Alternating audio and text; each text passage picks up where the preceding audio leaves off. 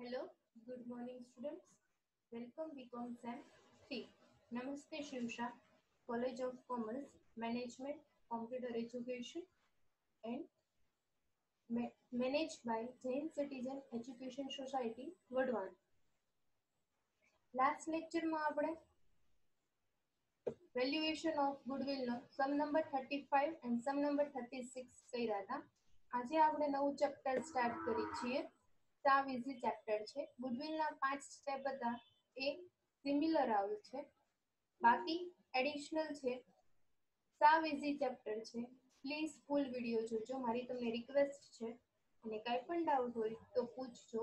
નવું ચેપ્ટર છે, પહેલેથી ધ્યાન આપશો તો ડેફિનેટલી આવડી જશે. કાંઈ હાર્ડ છે નહીં.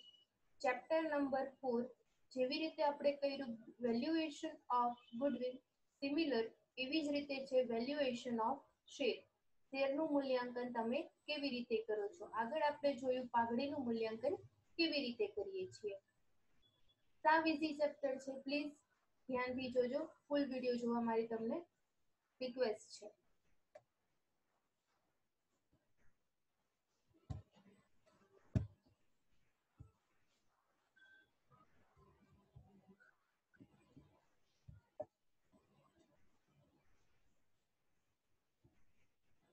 Sri Shivsha College of Commerce, Management and Computer Education, Vadwan.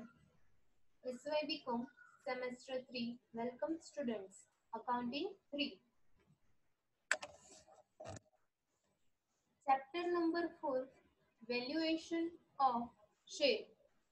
First એમાં introduction જોઈએ. The problem of valuation of share is one of the most complicated problems facing an accountant. Accountant છે કે જેના માટે મોટો પ્રશ્ન છે કે જે કોમ્પ્લિકેટેડ છે અને એ ફેસ કરે છે એ છે problem of valuation of share. શેરનું મૂલ્યાંકન કેવી રીતે કરવું એ કોઈ પણ એકાઉન્ટન્ટ માટે કોમ્પ્લિકેટેડ પ્રોબ્લેમ છે. Generally, the share of public companies are quoted on recognized stock exchange, and there is no difficulty in fixing the value of such share. શું કહે છે? કોઈ પણ શેર હોય છે એ રેકોગ્નાઇઝ સ્ટોક એક્સચેન્જ, માન્યતા ધરાવતા જે સ્ટોક એક્સચેન્જ હોય, મેઇન બે સ્ટોક એક્સચેન્જ છે, Bombay stock exchange and national stock exchange, BSc and NSC. Recognise જે સ્ટોક એક્સચેન્જ હોય છે એમાં એને શેરનું શું કરાવવાનું હોય છે? પબ્લિક કંપનીઝ હોય છે કે જે જાહેર સાહસના હોય, જાહેર સાહસના જે કંપનીઝ છે કે જેણે રેકોગ્નાઇઝ સ્ટોક એક્સચેન્જમાં, માન્યતા ધરાવતા સ્ટોક એક્સચેન્જમાં એને શેરની નોંધણી કરાવવાની હોય છે, રજિસ્ટ્રેશન કરાવવાનું હોય છે. And there is no difficulty in fixing the value of such share. ત્યારે આવા કોઈ પણ પ્રકારના શેરની પ્રાઇસ ફિક્સ કરવામાં કોઈ ડિફિકલ્ટીઝ ઊભી થતી નથી જ્યારે તમે માન્યતા ધરાવતા સ્ટોક એક્સચેન્જમાં રજિસ્ટ્રેશન કરાવો છો ત્યારે. But the price quoted on stock exchange are many times not enough for certain purpose because they are influenced by number of external factors like government policy, political situation, etc. શું કહે છે? Many times કોઈ પણ શેરની price હોય છે એ એક સરખી લાંબા સમય સુધી રહી શકતી નથી because there are influenced by number of external factors. બાહ્ય એવા પરિબળો છે કે જે શેરની પ્રાઇસને અસર કરે છે. Like government policy. ગવર્મેન્ટની પોલિસીમાં ચેન્જીસ આવે છે. Government policy means internal rate of return. Rate of return change કરે છે જે તમને ઇન્ટરેસ્ટ ઓન ઇન્વેસ્ટમેન્ટ, તમે જે ઇન્વેસ્ટમેન્ટ કરો છો એના ઉપર જે ઇન્ટરેસ્ટ રેટ હોય છે એમાં ચેન્જીસ આવે છે. CRR, cache reserve ratio. Budget timing ઉપર બજેટ લાવે છે કે જે ગવર્મેન્ટની પોલિસીઝ હોય છે કેટલા પ્રમાણમાં લોન રેટ રાખો, ઇન્ટરેસ્ટ રેટ રાખો, આ ગવર્મેન્ટની પોલિસીઝ છે. પોલિટિકલ સિચ્યુએશન, રાજકીય સિચ્યુએશન, કોઈ પાર્ટીની ચૂંટણીમાં ઇલેક્શનમાં જીત થાય અથવા હાર થાય એટલા માટે કોઈ પણ શેરની પ્રાઇસનું મૂલ્યાંકન કરવું ઈઝી નથી. Method of valuation of share. કેટલી મેથડ છે વેલ્યુએશન ઓફ શેર માટે. ફર્સ્ટ ટાઈપ છે નેટ એસેટ્સ વેલ્યુએશન મેથડ, અથવા એને શું બીજા નામે કહી શકાય છે એસેટ્સ બેકિંગ મેથડ, અથવા ઇન્ટ્રિન્સિક વેલ્યુ મેથડ, અથવા બ્રેકઅપ વેલ્યુ મેથડ. અલગ અલગ નામ આપ્યા છે. ફર્સ્ટ નામ છે નેટ એસેટ્સ વેલ્યુ, તમે કહી શકો છો. સેકન્ડ છે assets backing method, intrinsic value method, breakup value method, yield value method, और सेकेंड आप्યું છે yield value method और earning capacity valuation of method. earning capacity કેટલી છે? બે ટાઈપની તમારે મેથડ આવી છે. તમારે એક્ઝામમાં net assets valuation of method થી સમ પૂછાય છે. શેરની પ્રાઇસ કેવી રીતે ડિસાઇડ થાય છે એના આપણે સ્ટેપ્સ જોવાના છે. Formula for valuation of share. કઈ ફોર્મ્યુલા છે કે વેલ્યુએશન ઓફ શેર તમે શેરનું મૂલ્યાંકન કરી શકો છો? જે આપણે આગળનું ચેપ્ટર જોયું વેલ્યુએશન ઓફ ગુડવિલ સિમિલર છે, સેમ સ્ટેપ્સ છે, એમાં પણ આ સ્ટેપ્સ આપણે ફોલો કર્યા હતા. ફર્સ્ટ હતું net assets is equal to total assets minus total liabilities. First step હતું net assets is equal to total assets minus total liability. Second step છે capital employed is equal to net assets minus preference share capital. Step 3 expected profit is equal to capital employed multiply rate of return.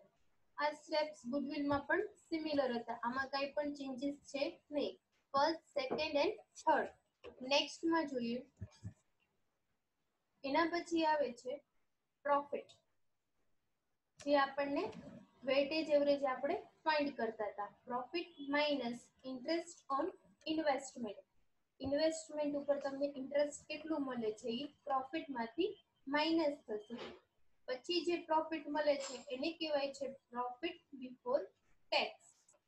Tax પહેલાનો તમારી પાસે profit છે, હવે શું એમાંથી minus થાય છે? ટેક્સ. ટેક્સના પર્સન્ટેજ આપ્યા હશે 50%, 60%. જે પર્સન્ટેજ સમમાં આપ્યા હોય પ્રોફિટ બિફોર ટેક્સના કરવાના. ટેક્સ માઇનસ કરો છો એટલે જે અમાઉન્ટ આવે છે એને કહેવાય છે પ્રોફિટ આફ્ટર ટેક્સ. ટેક્સ પછીનો profit minus preference share dividend. Preference share dividend minus કરો છો કે જેને મળે છે એવરેજ પ્રોફિટ. એ જે અમાઉન્ટ આવે છે એને કહેવાય છે એવરેજ પ્રોફિટ. આ સ્ટેપ્સ આપણે ગુડવિલમાં પણ ફોલો કર્યા છે. Step number 4 super profit is equal to average profit minus expected profit. Super પ્રોફિટની ફોર્મ્યુલા આપી છે average profit minus expected profit. અને નેક્સ્ટ ટાઈપ પૂછે goodwill is equal to super profit multiply number of years.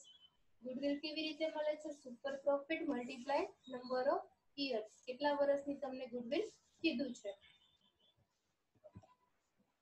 Formula for calculation of share price.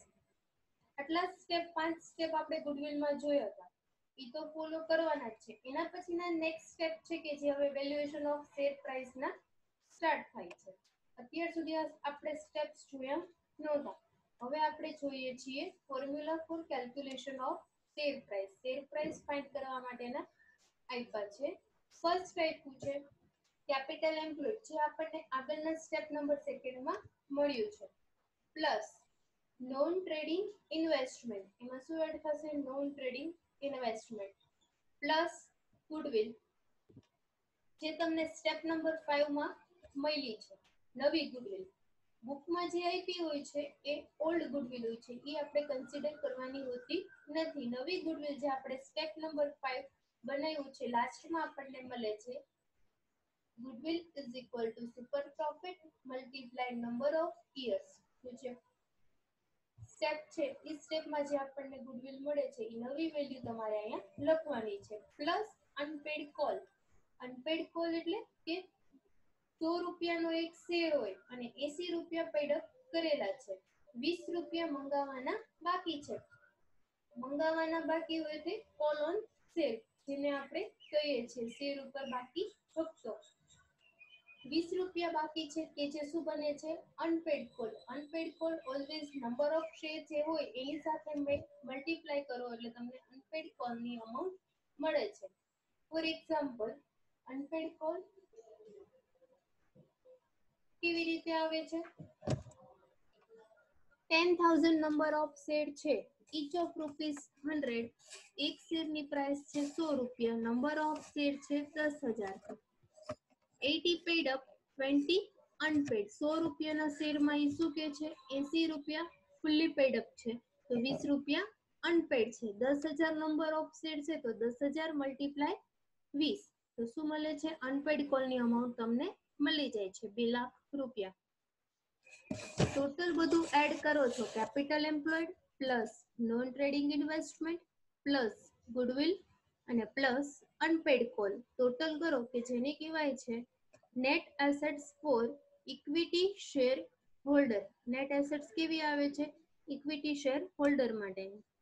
Next step number 6, intrinsic value is equal to આંતરિક મૂલ્ય શોધે છે શેરની પ્રાઇસની, કે જેને કહેવામાં આવે છે intrinsic value. Intrinsic value is equal to net assets for equity shareholder divided by number of share.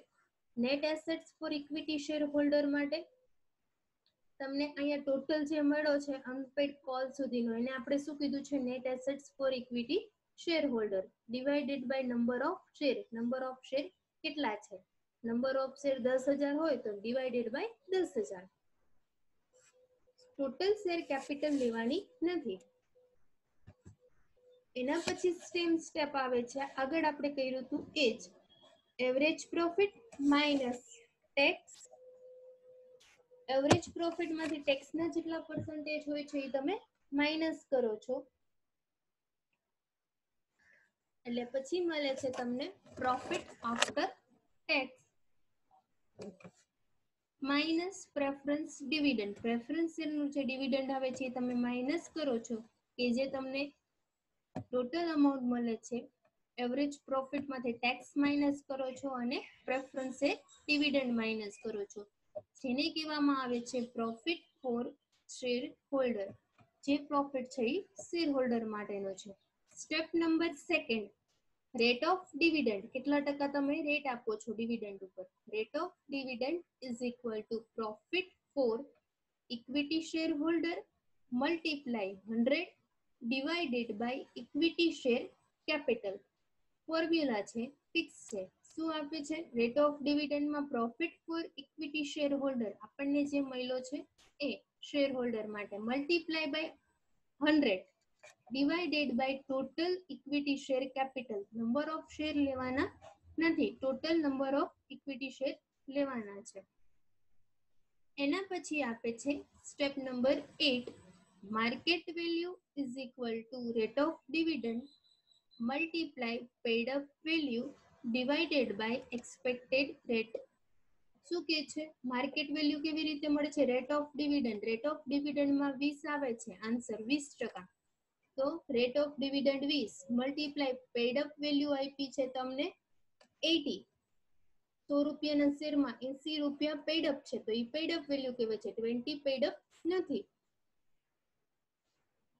Into 80 divided by expected rate આપ્યો છે 10, તો તમને જે અમાઉન્ટ મળે છે કે જેને કહેવામાં આવે છે માર્કેટ વેલ્યુ. એના પછી fair value. Fair value is equal to intrinsic value plus market value divided by 2. Fair value કેવી રીતે મળે છે? Intrinsic value plus market value. Intrinsic value આપણને મળે છે સ્ટેપ નંબર 6 માં, પ્લસ શું કરે છે market value. Market value amount મળે છે સ્ટેપ નંબર 8 માં, divided by 2. Intrinsic plus market divided by 2 એટલે તમને અમાઉન્ટ મળે છે ફેર વેલ્યુ. સાવ ઇઝી ચેપ્ટર છે. આટલા ફોર્મ્યુલા તમે એક્ઝામમાં યાદ રાખશો, ઇઝીલી તમે સમ કેલ્ક્યુલેટ કરી શકશો. પ્લીઝ ફૂલ વિડીયો જુઓ. નેક્સ્ટ આપણે સમ તરફ આગળ વધીએ. Page number 153, sum number 13. Amount માટે હું તમને ગ્રુપમાં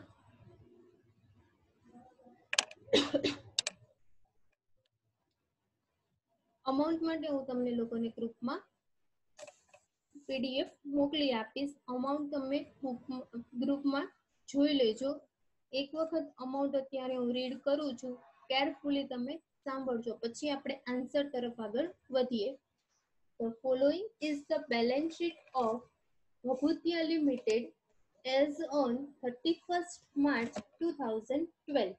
બેલેન્સ શીટ આપી છે ભભૂતિયા લિમિટેડની 31 March 2012. Equity share liability side આપ્યું છે. First equity share each of ₹100 fully paid up. કેવા છે? ફુલ્લી પેડ અપ છે, એટલે અનપેડ છે નહીં. 100 રૂપિયાનો શેર છે, પૂરેપૂરા પેડ અપ છે, એટલે અમાઉન્ટ આવે છે 50 lakh. 10% preference share each of ₹100 fully paid up. 10% preference share છે, એક શેરની પ્રાઇસ છે 100 રૂપિયા, એ પણ કેવા છે? Fully paid up. ટોટલ થશે 10 lakh. General reserve 4 lakh. Profit and loss account 2 lakh. 15% debenture 5 lakh. Creditors 7 lakh. Bills payable 2 lakh. Total થશે 80 લાખ. એસેટ સાઇડ જોઈએ, land and building 20 lakh. Plant and machinery 30 lakh. Furniture 2 lakh. Stock 10 lakh. Debtors 8 lakh. Bills receivable 5 lakh. Cash and bank 4 lakh. Preliminary expense 1 lakh. Total થાય છે બંને side balance શીટનો 80 lakh. Additional information આપી છે. First એમાં આપ્યું છે market price of land and building is 25% high. Market value છે જે લેન્ડ એન્ડ બિલ્ડિંગની કેવી છે? 25% એણે હાઈ કીધી છે, વધારે. And that of stock is 20% high, અને સ્ટોક પણ કેવો કીધો છે? 20% હાઈ. બિલ્ડિંગ 25% હાઈ અને stock 20% high. Market price of plant and machinery is 28 lakhs. Plant અને મશીનરીની ડાયરેક્ટ નવી વેલ્યુ આપી દીધી છે 28 lakh. Companies average annual profit before deducting tax 50% is ₹32 lakhs. કંપનીનો એવરેજ એન્યુઅલ પ્રોફિટ આપ્યો છે 32 લાખ. ને ટેક્સનો રેટ આપ્યો છે 50%, ને પ્રોફિટ કેવો આપ્યો છે? Before deducting tax. Tax minus કર્યા પેલાનો.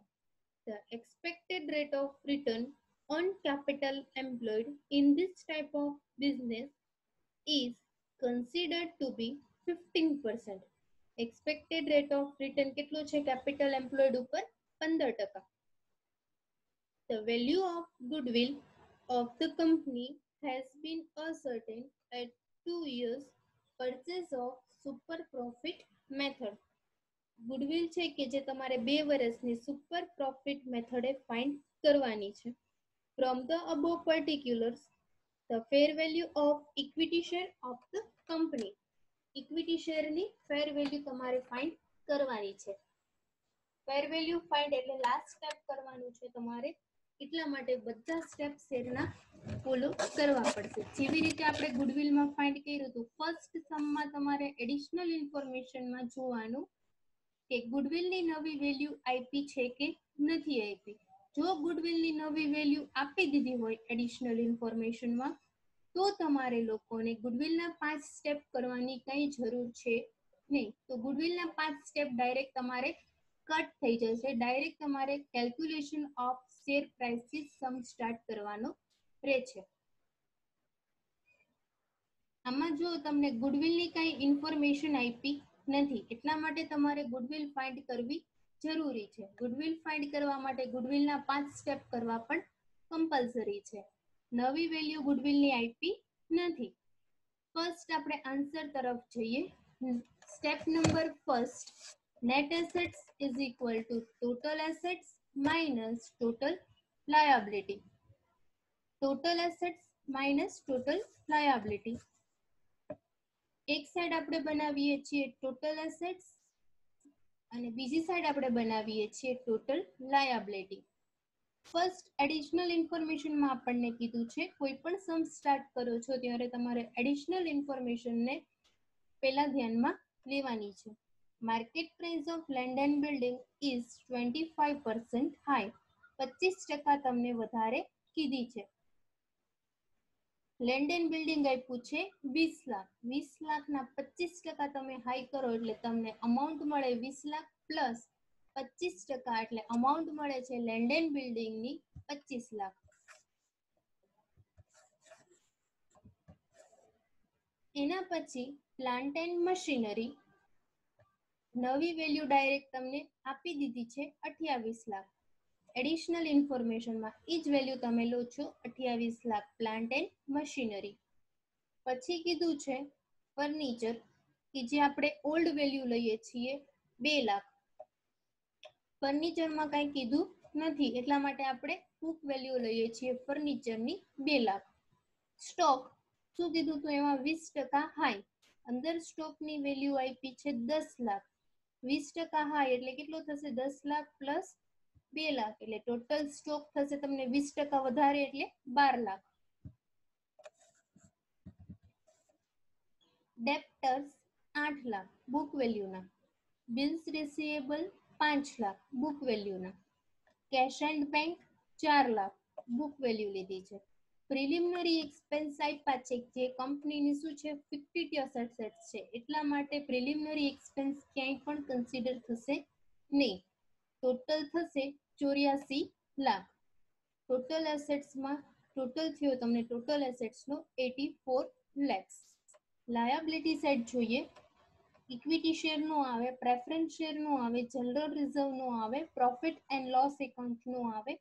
15%ના ડિબેન્ચર 5 લાખ એ તમારી લાયબિલિટીઝ છે. લખો છો ફર્સ્ટ લાયબિલિટીઝમાં debenture 5 lakh, creditors 7 lakh, bills payable 2 lakh.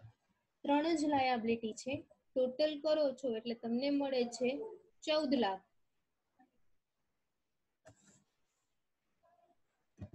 હવે આપણે જોઈએ ટોટલ એસેટ્સ મળી 84 lakh 84 lakhs minus total liability આવી 14 લાખ.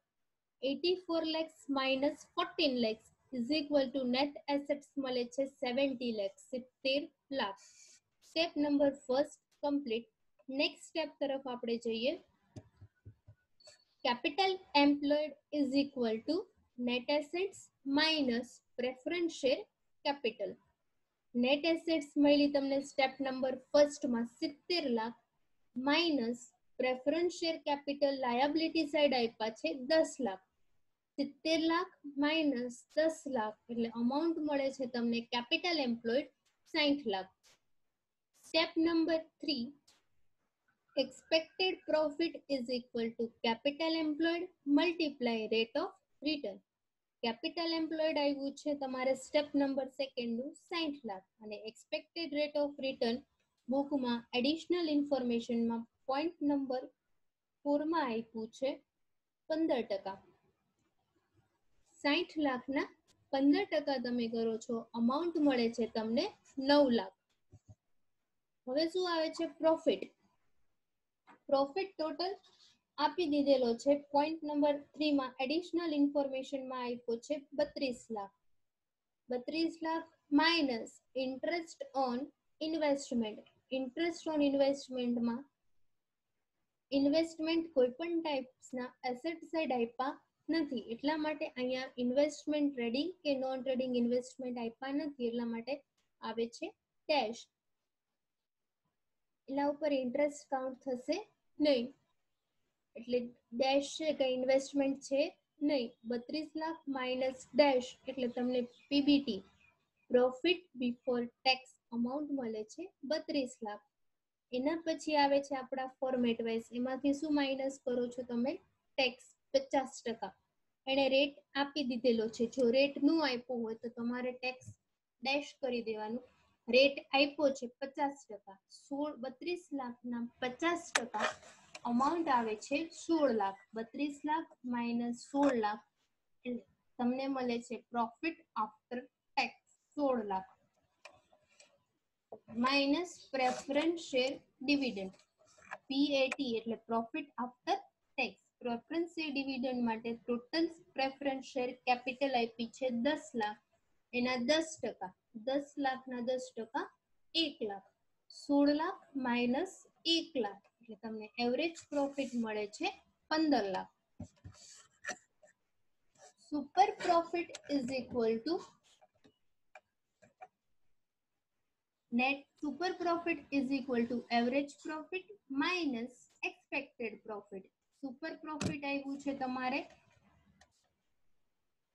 સોરી, એવરેજ પ્રોફિટ આવ્યો છે 15 લાખ અને એક્સપેક્ટેડ પ્રોફિટ આવ્યો છે 9 લાખ. અહીંયા જુઓ, એવરેજ પ્રોફિટ 15 લાખ અને સ્ટેપ નંબર 3 માં expected profit 9 lakh. 15 lakh minus 9 lakh એટલે તમને અમાઉન્ટ મળે છે 6 લાખ સુપર પ્રોફિટની. એના પછીનું સ્ટેપ છે ગુડવિલ.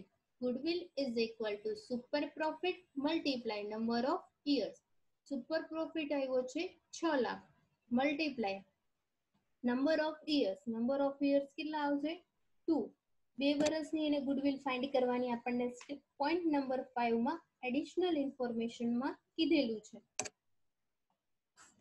6 લાખ મલ્ટીપ્લાય 2 એટલે તમને અમાઉન્ટ મળે છે ગુડવિલની 12 લાખ. અહીંયા તમને ગુડવિલની નવી વેલ્યુ મળી ગઈ છે 12 lakh.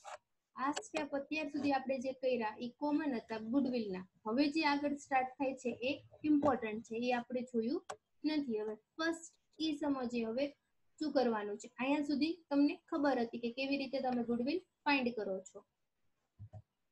Calculation of share price. Heading મારવાનું તમારે, શેર પ્રાઇસ તમારે કેલ્ક્યુલેટ કરવાની છે. Capital employed is equal two 6 lakhs. આપણને સ્ટેપ નંબર સેકન્ડમાં કેપિટલ એમ્પ્લોયડ મળ્યું છે, જુઓ 60 લાખ. ઈ જ વેલ્યુ તમે લીધી છે, capital employed 60 lakh plus non trading investment. કોઈ પણ ટાઈપના ઇન્વેસ્ટમેન્ટ આપ્યા નથી એટલા માટે અહીંયા આવે છે ડેશ પ્લસ ગુડવિલ. ગુડવિલ આપણને નવી વેલ્યુ મળી છે એ. બુકમાં બેલેન્સ શીટમાં એસેટ સાઇડ ગુડવિલની ઓલ્ડ વેલ્યુ ક્યારે પણ આમાં લખવાની હોતી નથી. જે નવી વેલ્યુ તમે ફાઇન્ડ કરો છો એ ગુડવિલ જ લખવાની છે. Plus goodwill 12 lakh plus unpaid call. Unpaid call એટલે કોલ મંગાવવાનો બાકી છે, પણ આમાં ઇક્વિટી કે પ્રેફરન્સ આપણે ઇક્વિટી શેરનો જ ઓલવેઝ કન્સિડર કરવાનો હોય છે. પણ ઇક્વિટી શેરમાં શું છે, 100 રૂપીસની શેર પ્રાઇસ છે, ફૂલી પેડ અપ છે, એટલા માટે કોઈ પણ પ્રકારનો અનપેડ કોલ આપ્યો નથી. એવું કીધું હોત કે 100 નો શેર 80 પેડ અપ, 80 રૂપિયા પેડ અપ છે તો 20 રૂપિયા તમારે અનપેડ કોલમાં લખી શકો, પણ આમાં આપ્યું નથી એટલા માટે ડેશ. ટોટલ થશે 72, 60 lakhs પ્લસ 12 lakhs એટલે ટોટલ આવે છે 72 lakhs કે જેને કહેવાશે net assets for equity share holder. Equity share holder માટેની net assets 72 lakh. Step number 6, intrinsic value is equal to net assets for equity shareholder divided by number of share. આગળ આપણે જોયું net assets for equity share holder આવ્યું છે 72 lakh divided by total share capital નથી લેવાનું, શું લેવાનું છે? ટોટલ નંબર ઓફ શેર એટલે ઇક્વિટી જોવાના છે. ટોટલ શેર કેપિટલ આપી છે 50 લાખ. 100 રૂપિયાનો શેર છે એ, તો 50 લાખ ડિવાઇડેડ બાય 100 એટલે તમને અમાઉન્ટ મળે છે 50,000. નંબર ઓફ શેર લેવાના છે, ટોટલ શેર કેપિટલ નહીં. ફરીને રિપીટ કરું છું, ટોટલ શેર કેપિટલ ઇક્વિટીની 50 લાખ આપી છે, ડિવાઇડેડ બાય 100 કરો છો એટલે તમને અમાઉન્ટ મળે છે 50,000 કે જેને કહેવાય છે નંબર ઓફ શેર. ટોટલ કેટલા હતા number of share? 72 lakh divide 50,000 એટલે તમને અમાઉન્ટ મળે છે ₹144. પ્રોફિટ આવ્યો છે તમારો બુકમાં આપ્યો છે એચ એવરેજ એન્યુઅલ પ્રોફિટ 32 લાખ માઇનસ ટેક્સ 32 લાખના તમે 50% કરો છો એટલે ટેક્સ આવે છે 16 લાખ એટલે રિમેનિંગ આવે છે એને કહેવાય છે PAT profit after tax 32 લાખમાંથી 16 lakh minus કરો એટલે પીએટી મળે 16 લાખ પ્રેફરન્સ શેર ડિવિડન્ડ માટે 10 લાખના 10% 1 લાખ 16 લાખ માઇનસ 1 લાખ એટલે તમને શું મળે છે profit for equity share holder 15 lakh 16 lakh minus 1 lakh એટલે અમાઉન્ટ તમને મળે છે profit for equity share holder 15 lakh step number 7 rate of dividend is equal to profit for equity share holder multiply 100 divided by equity share capital profit for equity share holder આવ્યો છે તમારે 15 લાખ અહીંયા આગળ જે તમને મળ્યું ઈ profit for equity share holder 15 lakh divided by into 100 compulsory છે એ ફોર્મ્યુલામાં છે into 100 divided by equity share capital divided by total equity share capital આપણી પાસે છે 50 લાખ એટલે પર્સન્ટેજ મળે છે 30%.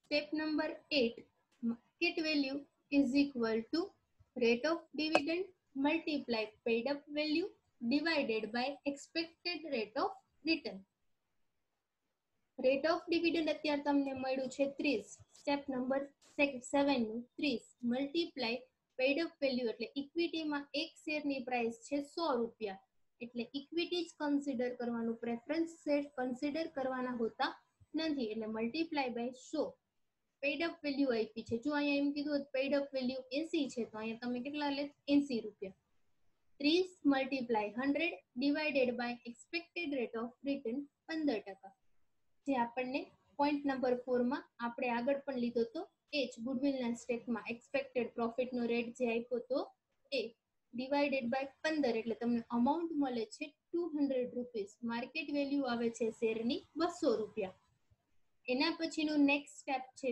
ફેર value is equal to intrinsic value plus market value divided by 2 intrinsic value તમને મળી છે 144 અહીંયા જે સ્ટેપ નંબર 6 માં ફાઇન્ડ કર્યું છે intrinsic value 144 plus market value 200 divided by 2 એટલે તમને અમાઉન્ટ મળે છે 172 સાવ ઇઝી સ્ટેપ્સ છે યાદ રાખજો કંઈ છે નહીં સાવ ઇઝી ચેપ્ટર છે બંને વેલ્યુએશન ઓફ શેર અને વેલ્યુએશન ઓફ ગુડવિલ કોઈ પણ ડાઉટ હોય તો તમે પૂછી શકો છો પણ ફૂલ વિડીયો જોવા મારી તમને ફરીને એકવાર રિક્વેસ્ટ છે Thank you very much.